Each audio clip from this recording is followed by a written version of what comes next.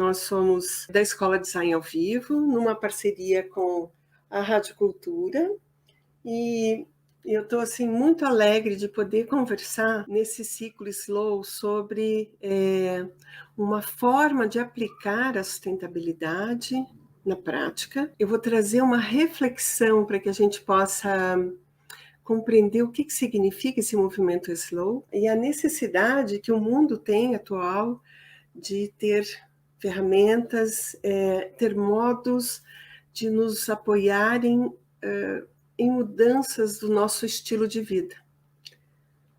Nós sabemos que é necessário fazer uma mudança, né? Só que propriamente a gente não sabe o que é necessário fazer. Então, o ciclo Slow ele vem com esse intuito de nos apoiar nessa mudança e nos direcionar de um modo a que a gente possa impactar o mínimo possível no planeta e como que a gente pode tornar a nossa própria atitude, nosso estilo de vida em algo virtuoso para o planeta. O Slow Design, ele é muito mais além do que a gente pensar em calma, né? Quando a gente pensa nessa palavra slow, parece que a gente pensa num tempo, e num tempo mais lento. E de fato é isso, mas propriamente não é apenas isso, né? O ciclo Slow, ele é a ideia de uma nutrição da consciência, a ideia de o tempo todo que nós estivermos em contato com aquilo que estiver acontecendo, que a gente possa perceber o momento presente e que a gente possa compreender a importância daquele objeto ou daquele processo. Então, o ciclo Slow ele vai trazer várias conversas, vários modos de pontos de vista, seja na moda, no design gráfico ou no design em geral, né? Ele vai trazer as bases para que a gente possa realizar um workshop e um laboratório Slow, para quem queira, né? Mas por onde que começa esse ponto do Slow? Esse movimento do Slow, ele começa principalmente numa região da Itália, onde as pessoas começaram a questionar os alimentos, o modo de se alimentar. Então, começa, por exemplo, com o questionamento do tomate. Quando vemos esse tomate, um tomate que está na planta, né?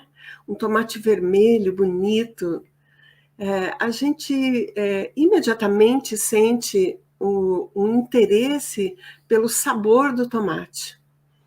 E a gente lembra, tem memórias desse sabor e toda a transformação do tomate em molhos ou nas suas aplicações em delícias, um macarrão muito gostoso, um nhoque, pizza ou o que a gente imaginar que possa ser feito com o tomate, quando a gente percebe o sabor do alimento, a gente perde a lembrança de onde veio aquele sabor.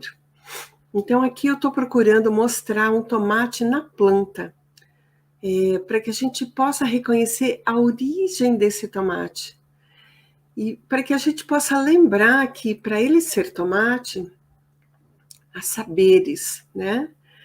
Nós temos que incluir nesse tomate, nesse sabor, o clima, a riqueza da terra, o bioma em que esse tomate surge, um bioma mais temperado ou próximo dos oceanos, ou um clima mais gelado, ou ainda um clima do Nordeste, por exemplo, né?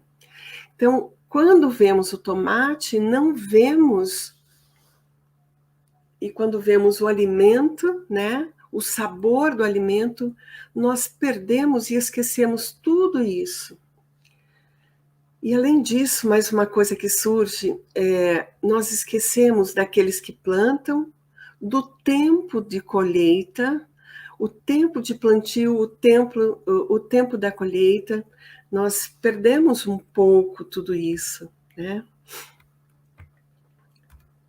Então, quem trouxe esse movimento que se chama hoje o movimento slow, ele começa pelo movimento do slow food, que é como que o alimento, né, poderia ser percebido em todo esse lastro que existe anterior ao alimento ser o alimento que nós vamos saborear. Então, quem questiona isso é o Carlo Petrini. Em 1986, ele começa um movimento na Itália pelo resgate dos sabores originais dos alimentos. Porque ele recebe de herança um restaurante que era muito tradicional na sua região, e ele tem ali uma necessidade de conservar a tradição daquele alimento. Então, a sua família tradicionalmente era uma família de gastrônomos, de cozinheiras, e o sabor daquilo que eles apresentavam era um sabor conhecido. Contudo, quando ele toma essa herança, os sabores tinham se alterado. E ele vai pesquisar o que tinha acontecido. Ele vai pesquisar em todos os ingredientes que faziam parte dos pratos, e ele descobre que o tomate estava modificado. Então, todos nós sabemos hoje, né, que os alimentos ou a agricultura, ela tem feito modificações. Tanto ela tem feito modificações na parte relativa ao tempo, às agressões que cada alimento, quando é plantado, sofre, e por isso acontecem modificações nas sementes, quanto a inclusão de agrotóxicos e elementos para fazer com que esse alimento saia saudável. Isso tem gerado tanto uma modificação química nos alimentos, quanto proporcionado problemas tanto para aqueles que plantam, quanto para aqueles que ingerem esse alimento.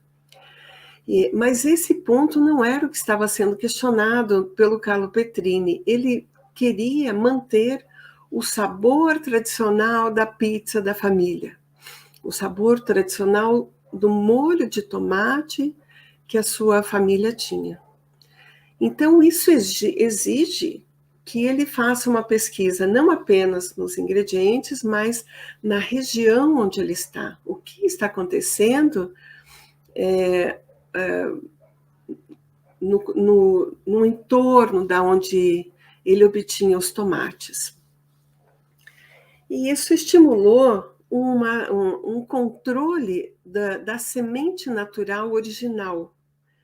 Então, a necessidade de sementes orgânicas, plantios de orgânicos, e até que isso chegasse na gastronomia com um sabor preservado.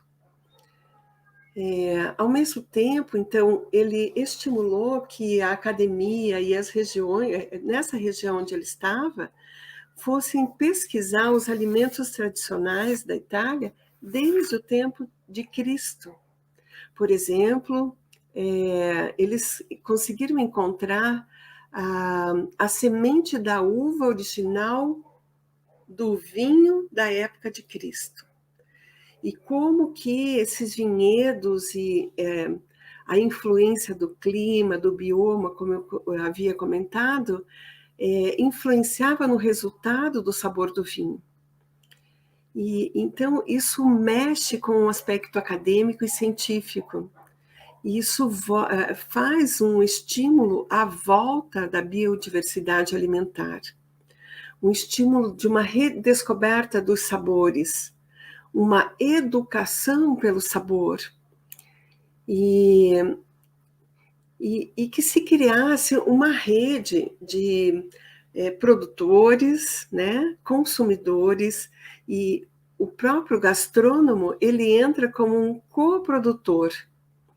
Então, há um estímulo de fazer com que as pessoas reconheçam esse processo e reconheçam um sabor na sua origem e na sua cadeia produtiva. E isso passa a acontecer como um movimento. Então, a gente tem o início desse movimento chamado Slowdown, que é impactado, impacta várias áreas, né? Impacta o design, impacta a arquitetura, o jornalismo, as várias áreas do design, por exemplo, a moda, o gráfico, e a valorização de produtos que tenham essa expressão, essa reflexão como fatores éticos e sociais. Então, como uma frase do Alastair Fuadluck, que é um designer inglês, então já a Itália impactando outras regiões da Europa, a França na área de sabores, a Inglaterra, a Holanda, os países nórdicos. Então, há um resgate por modos de fazer que fossem tradicionais e que o resultado expressasse esse ponto da tradição, que as pessoas pudessem, quando consumissem aquilo, reconhecer a origem daquilo, a origem da região, a origem da tradição, e se sentissem valorizados, né, como alguém que faz parte de uma cadeia produtiva. Então, o consumidor, ele faz parte de uma cadeia produtiva, e ele é um dos elos dessa cadeia, né? Então, por exemplo, como um dos princípios, o Alastair fala em um meio de inspirar, incentivar uma abordagem holística e colaborativa no design. Que isso fosse incluído como um elemento a ser reconhecido. Então, para que isso, né? Particularmente para que se retardasse o consumo dos recursos e pudéssemos todos, consumidores e produtores, considerar os efeitos a curto e a longo prazo de um produto ou de um espaço. Então, como que nós poderíamos encontrar fatores éticos e sociais que levassem em conta revelar, esses são 6 princípios: revelar, expandir, refletir, engajar, participar e evoluir. Então, esse movimento, ele faz com que a gente passe a refletir principalmente 2 aspectos, que é por onde eu vou iniciar. Então, o nosso ciclo, né, Slow, ele vai atingir vários aspectos nas várias conversas que nós vamos fazer na sequência. Mas hoje eu queria pegar particularmente o aspecto do tempo e do consumo, e fazer com que o ouvinte ou quem esteja em contato com esse modo de pensar possa perceber como que esses 2 aspectos estão imbrincados um no outro. Então, nesse momento, eu trago uma imagem que é a imagem inspiradora desse ciclo, né? Que é a imagem de um ovo azul dentro de um recipiente. Para quem não está vendo, como que a natureza recebe um ovo de 2 pássaros. E o pássaro que nós ficamos interessados nesse momento é o Robin Bird. Por que isso? A imagem que eu mostrei é a imagem da Mary Jo Hoffman. Ela é uma fotógrafa, uma slower, eu posso dizer assim, ou seja, ela está dentro desse contexto do movimento slow e ela fotografa a natureza. E quando ela fotografa a natureza, ela traz um modo de nós, como contempladores, aqueles que assistem à arte da sua fotografia, possa perceber a natureza viva, o tempo da natureza. Então, nós temos aqui uma imagem de um ninho com um ovo azul internamente, e o Robin Bird, que é um dos pássaros que tradicionalmente nos mostra um ovo diferente dos ovos que a gente conhece, um ovo azul, super conhecido, né? O Blue Egg. E a gente nunca pensa assim, quando a gente pensa em ovos, a gente pensa nos ovos que a gente consome, para quem consome ovos, né? E a gente pensa também naquele ovo amarelinho, branquinho, o bege, e a gente sente um prazer de olhar esse ovo dentro do ninho, um ovo azul. E quando eu fui pesquisar sobre o ovo azul e a característica de uma região, né? A Mary Jo, ela é inglesa e ela traz aquilo que está na sua região para que a gente possa contemplar. Mas eu descobri que, assim como o Robin Bird é um pássaro super popular na Europa, e aliás ele é popular nos Estados Unidos, na Europa e na África, nós temos algo que é semelhante para nós, que é o sabiá laranjeira, que faz parte da nossa vida, o seu canto faz parte de toda a costa brasileira, de toda a região brasileira. E ele também tem um ovo azul. Então é algo que a gente não imagina, né? Porque a gente sempre vê os ovos assim, ou ovos pintadinhos ou ovos claros. Então eu achei linda essa semelhança. E a popularidade do Robin Bird é semelhante ao sabiá, e a importância deles dentro do ecossistema, tanto das florestas quanto do ecossistema urbano. Nós precisamos manter os ecossistemas dentro das regiões onde nós moramos. Então, nós precisamos manter os pássaros.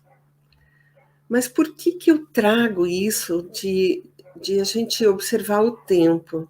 E eu estou trazendo ali o pássaro, os ovos. O que eu quero falar em relação a isso? Então, esse ano eu comecei assim a trazer mais comunicável, esse aspecto do tempo, para que as pessoas comecem a refletir por que o tempo é importante, o tempo das coisas é importante. Então, aqui vou fazer uma comparação. O que um ovo, um brócolis, a água e o petróleo têm em comum?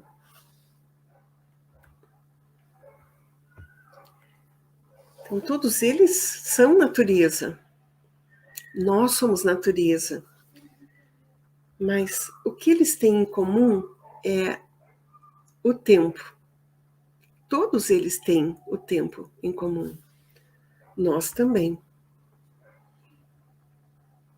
Só que o tempo de cada um é um tempo distinto, né? O tempo do pássaro, o tempo do brócolis.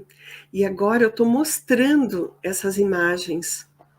Um pássaro ao lado de um brócolis, ao lado de uma fonte de água e ao lado de uma mão preta de petróleo, né?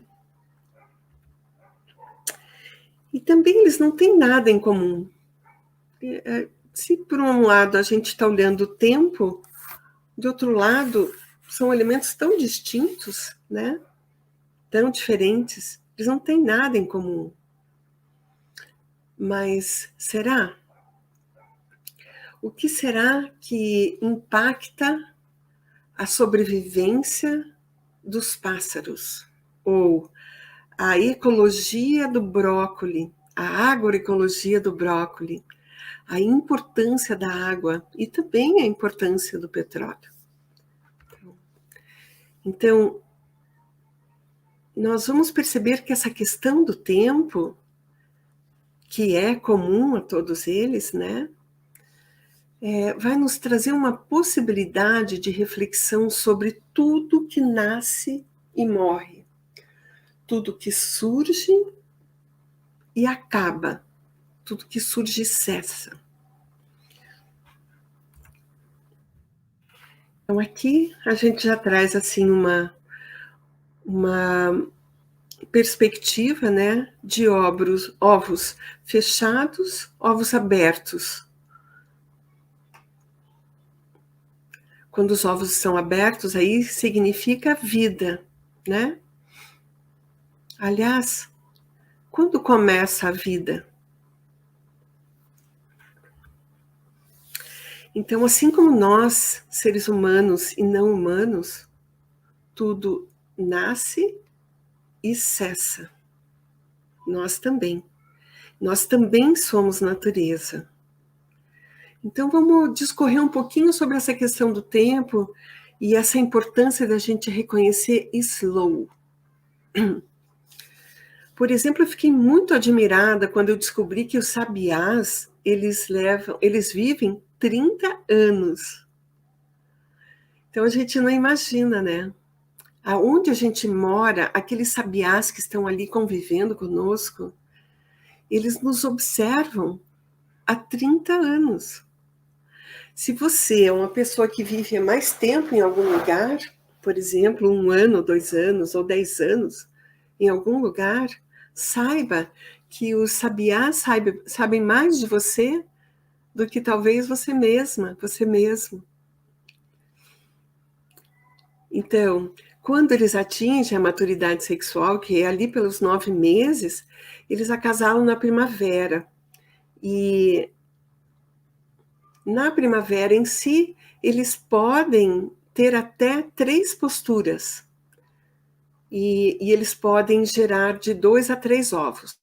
Então, um casal, se tudo der certo, se o clima der certo, se houverem árvores, e se não houverem predadores, e entre nós temos que incluir os seres humanos,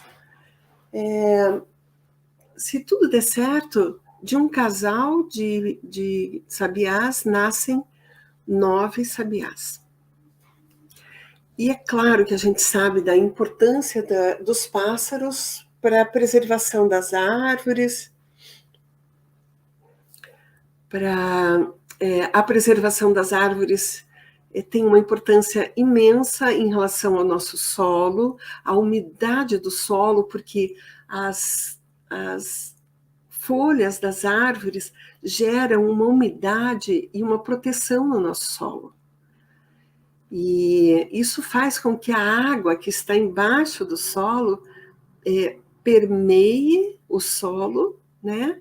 Então o solo fica úmido, fofinho, e o lençol freático ele não vai muito para baixo, ele possa se manter mais em cima e gerando um microclima, né? Ou seja, a evaporação e o ciclo das águas, né? O ciclo das chuvas acontecendo, tudo isso depende das árvores. Então, depende dos pássaros. Mas aqui a gente está olhando que um pássaro vive 30 anos, mas um período de incubação dos ovos e o nascimento acontece em 15 dias. Então, da postura ao nascimento, acontece em 15 dias. E eu tive uma grande oportunidade de, numa das varandas que eu morei, eu acompanhar um casal de sabiás aquele período de 15 dias e só olhando eles indo e voltando e aquecendo aquele lugar, as condições, né? Trazendo causas e condições para que aqueles ovos se tornassem seres. E quando os seres nasceram, levou apenas 3 semanas para que eles, muitas vezes ao dia, alimentassem aqueles seres, né, com minhocas, com pequenos insetos, com frutinhas, para que eles já se tornassem seres. Novos sabiás, jovens, aprendessem a voar, ou seja, o período completo entre o nascimento e que eles se tornem seres viventes, né? Adultos vai ser somente em 9 meses, mas para que eles se tornem pássaros e eles aprendam a se alimentar e a voar, e eles se autoprotejam, isso dá 5 semanas. Então, aí, o que nós estamos avaliando? A questão do tempo. Nós precisamos incluir essa percepção do tempo da natureza na nossa vida. O que nós fazemos em 5 semanas, né? Nós, como seres humanos. Em 15 dias, por exemplo, que é o tempo dos ovos se tornarem seres, a gente paga a conta, faz o início de um trabalho para que no mês seguinte a gente possa novamente pagar a conta. Eventualmente a gente, né, se alimenta nesses dias, a gente passeia ou se movimenta para o trabalho muitas e muitas vezes, 15 vezes, ida e volta, ida e volta. E a gente não percebe o tempo, nem o próprio tempo, e nem o tempo das coisas. Então aqui eu estou chamando essa atenção. O slow, ele vai trazer esse momento, que é um momento contemplativo. É um momento em que a gente, inclusive, respira, né? Quanto tempo eu levo numa respiração? Aí eu já trago para uma comparação em relação ao brócoli. Qual é a comparação que eu posso fazer entre um sabiá e um brócoli? Um brócoli fica pronto após a germinação em 75 dias. Olha só, o tempo é semelhante, né? É um pouco mais. É um pouco mais, mas a gente pode perceber, para que essa formação, para quem não está vendo, né, esse brócolis que eu coloquei aqui é um brócolis japonês. Ele tem um desenho, esse brócolis japonês, que é um desenho dentro da matemática, é possível a gente perceber um ritmo que a gente chama de fractal. É um desenho que vai se repetir numa helicoide, né? E aqui tem uma fórmula, inclusive, nos fractais, né? Que vai se reproduzir em toda a natureza. Essa fórmula que é do brócoli, que é o brócolis japonês, ou também é chamado de brócolis de Bruxelas. Então, para que esse brócolis fique formado a ponto de ser colhido, a ponto da colheita, e de ele estar na mesa nos alimentando e trazendo seus nutrientes para nós, levam 75 dias. 2 meses e meio, né? Mais ou menos.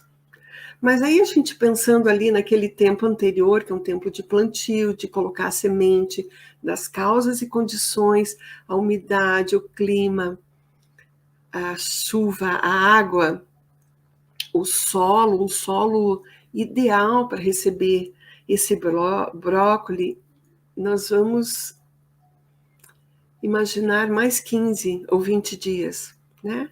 Então são 3 meses. 3 meses são necessários para que um alimento fique pronto e esteja na nossa mesa. Mas é esse tipo de alimento, né, que nós estamos falando. Um feijão já leva mais tempo, talvez uns 6 meses, né? O milho, o arroz. Eu nem vou entrar, assim, numa observação dos alimentos animais, porque um pouco, pessoalmente, eu sou contra o uso de animais para o alimento. Mas eu acho que a partir dessa micro exemplo, nós podemos ver e saber o tempo das coisas. Começamos a olhar o tempo das coisas, né? O tempo de um animal, um pássaro, que faz parte do nosso ecossistema, o tempo do brócoli, que faz parte da nossa mesa.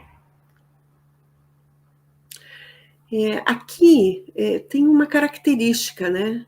O homem faz a reprodução desse alimento. Então, o alimento, ele poderia surgir naturalmente por si mesmo na natureza. Existem métodos, técnicas que fazem com que, se a gente não mexer numa região, os alimentos e as interações acontecem sem que a gente tenha necessidade de estar ali. Mas para que a gente possa alimentar mais e mais pessoas, existem métodos como a agroecologia, a agricultura sintrópica, que vão, com a inteligência, faz com que a gente utilize ao favor a natureza, né? Sem que a gente tenha que mexer propriamente nela. Então, esse aspecto entre o pássaro e o brócoli tem uma diferença, então. Além deles terem em comum questões próprias relativas ao tempo, o homem domina o alimento, domina o plantio para que possa se alimentar muitas e muitas e muitas pessoas. Então, esse é o aspecto diferencial. É claro que existe gente querendo reproduzir os pássaros em cativeiros. Isso já não é algo legal. Isso é fora do natural. Eu não vou entrar nem nessa ética. E aí nós vamos olhar um pouquinho para o que a água tem a ver com tudo isso. A água, e aqui nós estamos mostrando uma imagem de uma pequena fonte de água. Só a imagem da água, assim, com verde em volta e o reflexo que a água traz pela sua transparência, né? A água, ela é renovável. Então, se a gente for falar de Gênese, os pássaros, na sua reprodução, digamos que eles têm uma resiliência, eles permitem a renovação de geração a geração, sem que ninguém precise fazer nada. Eles fazem isso com plena autonomia e resiliência. No caso da água, a água é absolutamente renovável, uma vez que não haja interferência. A água é absolutamente imprescindível. Sem a água, não há nenhuma vida no planeta.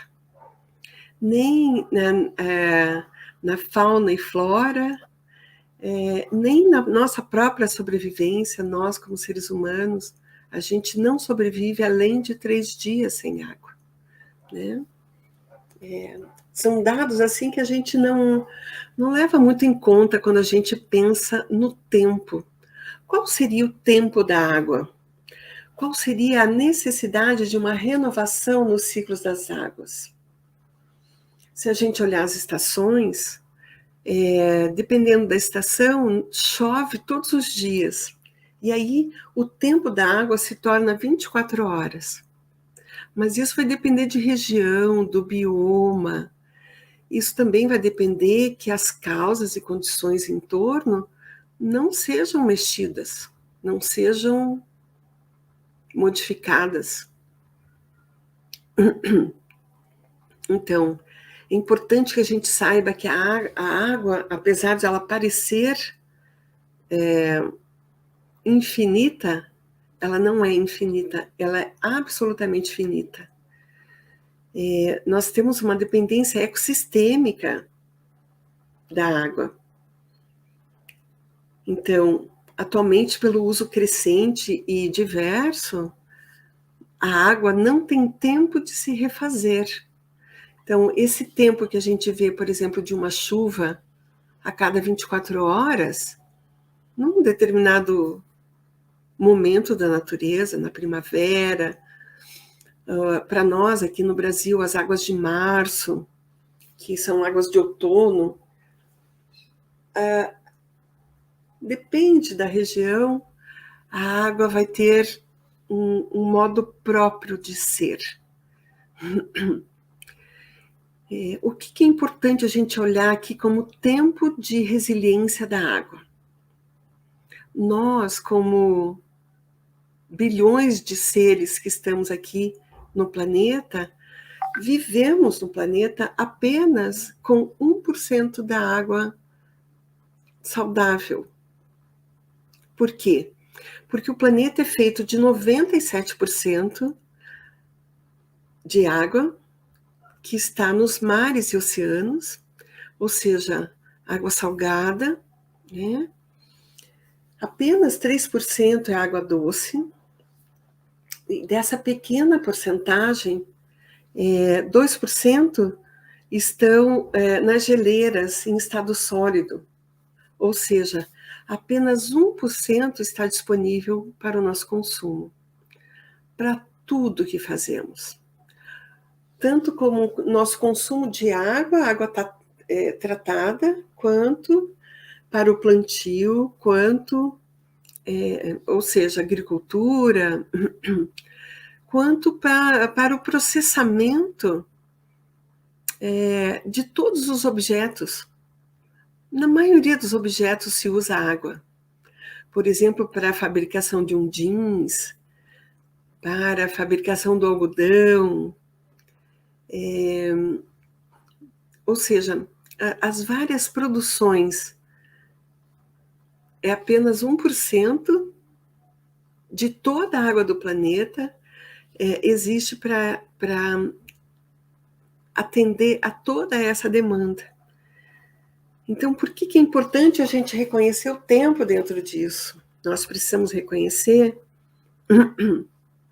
como que a água se recicla.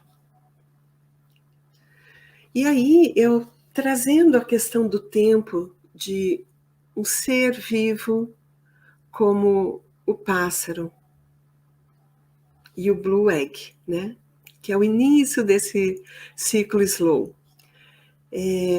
Os alimentos e o tempo de cada alimento, dos tomates, dos brócolis, das frutas, das delícias. Imaginem a semente da uva sendo preservada até o momento. É o que nos permite que a gente experimente a uva, desde o tempo do Cristo, com o domínio dos homens, mas desde antes também, né? Desde o período onde a agricultura foi dominada, né? Então, a gente está fazendo comparação entre seres vivos, entre a água e entre o petróleo. E aqui, nada contra o petróleo, mas sim contra o uso e a forma inconsciente de uso do petróleo. Talvez esse seja o melhor modo de a gente falar. O petróleo, dentre as situações anteriores, ele não é renovável, quanto que a água, o brócolis, os pássaros, ou seja, os seres vivos, têm seu tempo de renovação, geração após geração. No caso do petróleo, o petróleo exige mais ou menos 400 milhões de anos, não bilhões, milhões de anos, para que as formações geológicas modifiquem aquele carbono das folhas das árvores e de todos os sedimentos orgânicos, todos os seres viventes que se transformam após a morte, né? Então necessita esse tempo imenso para que ele se transforme com causas e condições em petróleo. Quando nós tiramos um pouco de petróleo do solo, numa forma líquida, né? E fazemos a transformação, nós estamos tirando carbono e trazendo para cima, nós estamos tirando de dentro da Terra o carbono e trazendo esse carbono para a atmosfera, na forma de gases, que são emitidos dos vários modos, né? No uso da gasolina e do diesel,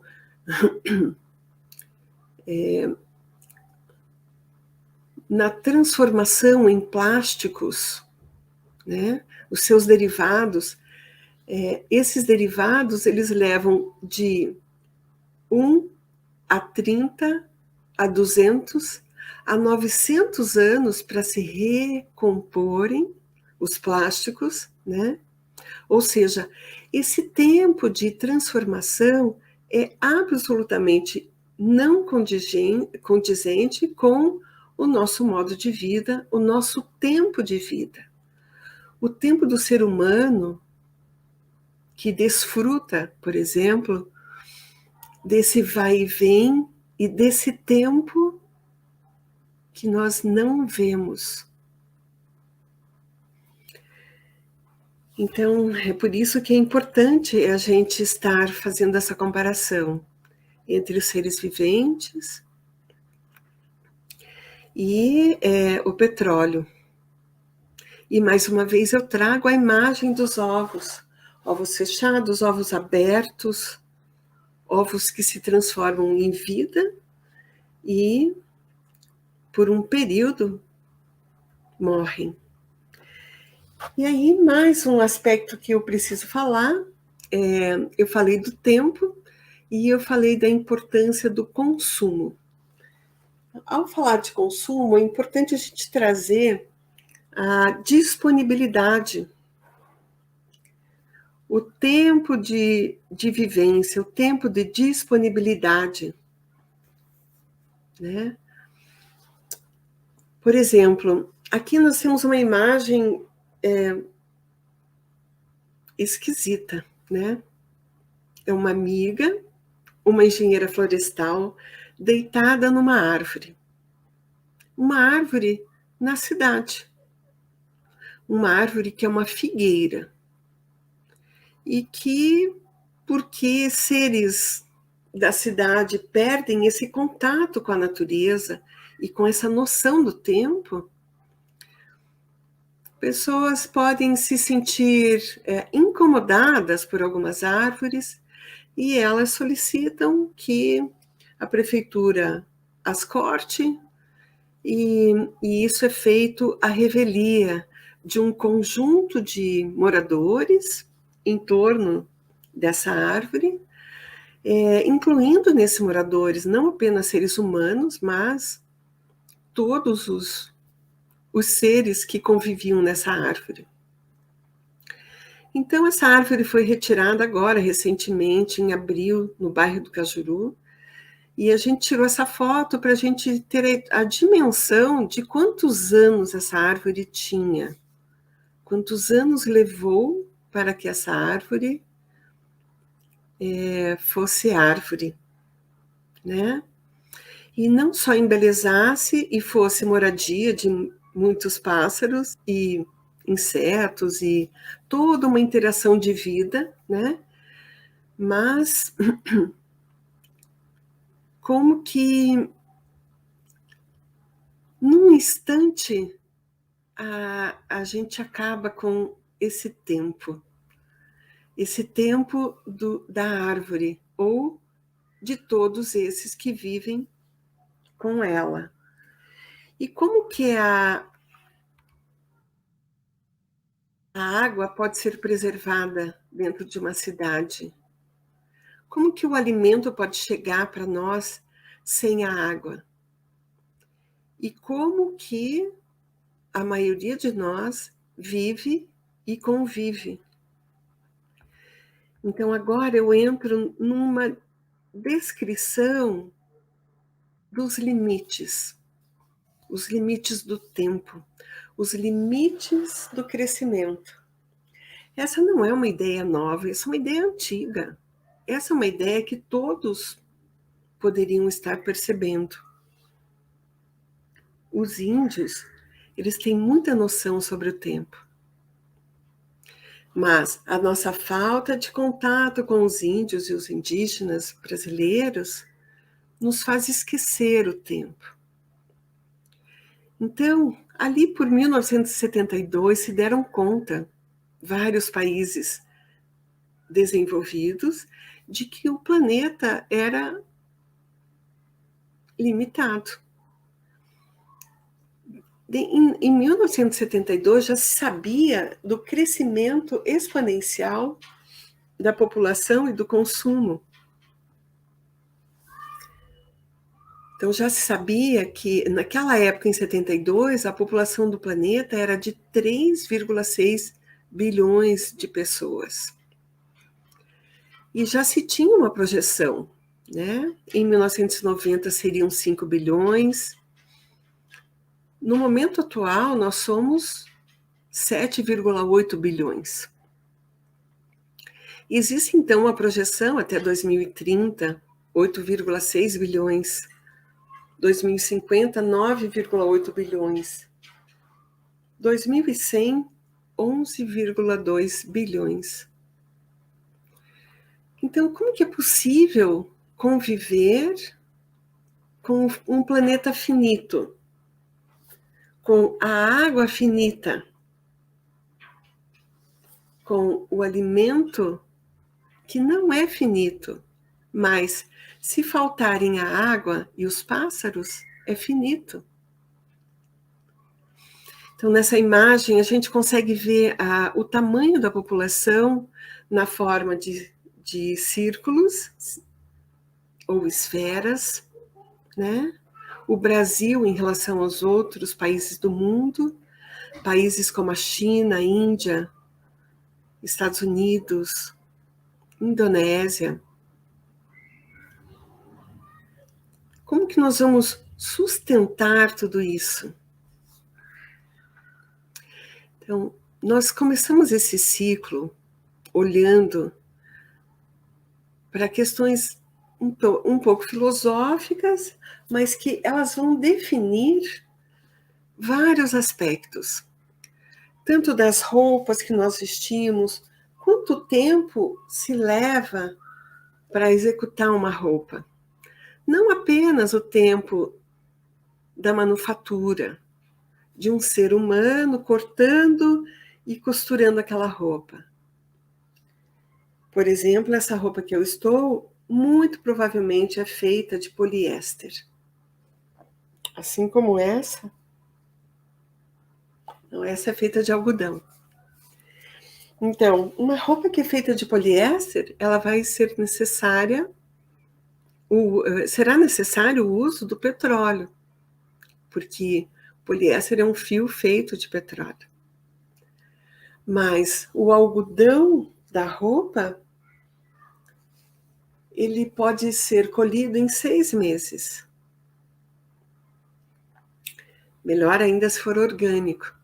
Tanto para a minha saúde, como a saúde de quem usa os orgânicos, quanto para quem planta os orgânicos, quanto para a terra que vê os orgânicos. A terra precisa ser arejada, ela pode ser enriquecida com o plantio de orgânicos, né? e pensar nas gerações futuras, ao invés do uso imediatista de agrotóxicos, que estressam a terra, e em 7 anos um plantio de algodão acaba uma região que depois precisará ficar de 3 a 7 anos parada, porque ali não tem como plantar. Então, aqui a gente está trazendo atenção para compaixão, e a gente se coloca como seres viventes do planeta Terra, sendo a própria Terra. Então, a gente vai se olhar como sendo a Terra. Nós somos o planeta. Se nós fôssemos o planeta, ou se você fosse o planeta, o que a Terra diria com isso que está acontecendo? Então é isso, o ciclo Slow, ele vai vir para nos trazer várias pessoas que já fazem parte desse movimento Slow no Brasil e no mundo, fazem reflexões, executam ações que trazem uma grande diferença e que fazem uma reflexão. Nós poderíamos fazer tudo diferente.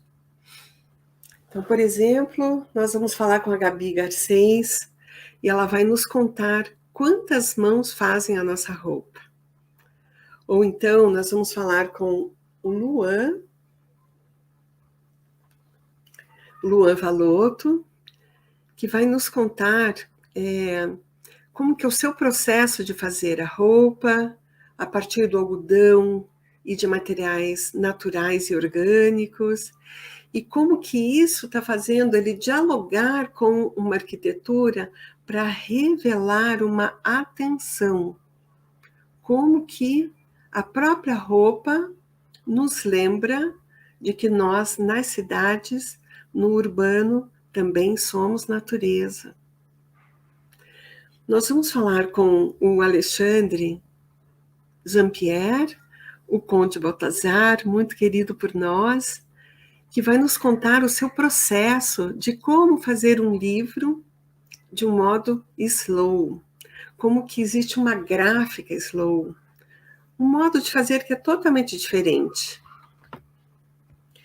E também vamos conversar com a Tiffany e o Alexandre, juntamente com o Narciso, que vão nos contar como que o resto, o lixo, aquilo que não é útil para os outros, se transforma em coisas incríveis, roupas incríveis, né?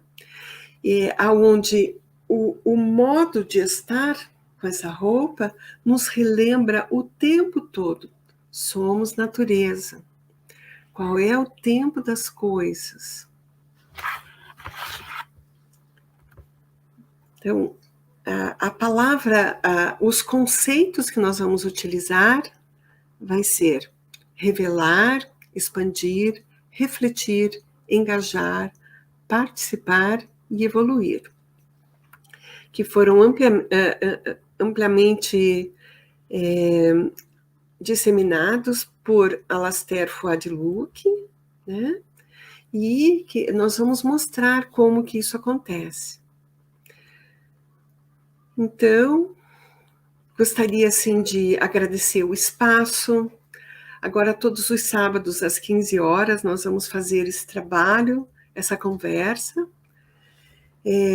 trazendo com isso um compromisso com a Carta da Terra, que a Design ao Vivo tem, e uma gratidão à Rádio Cultura, a todos que estão participando do ciclo Slow, e a todos os que participam da Escola Design ao Vivo.